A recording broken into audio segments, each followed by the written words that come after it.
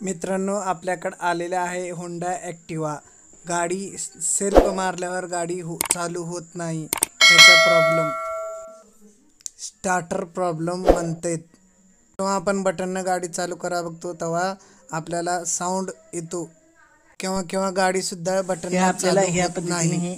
आपल्याला गाडी काय खोलायचं हे आपल्याला बघा आणि आपल्याला काय चेक करायचं हेही बघा. आपल्याला क्लच कवर खोलल्यावर आपल्याला प्रॉब्लेम दिसेल. आपल्याला गाडी चालू करून दाखवतो काय आवाज येत आहे आणि गाडी चालू होत नाहीये. अशा प्रकारे आपल्याला गाडीतून आवाज येत आहे.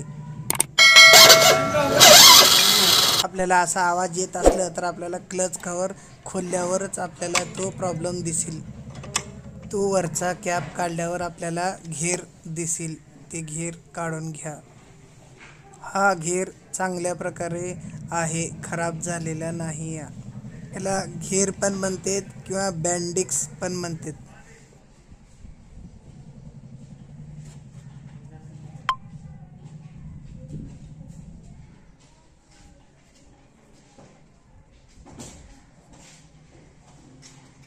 याच्यामध्ये आपण बघितलं तर आपल्याला एक पितळचं बुच मिळेल.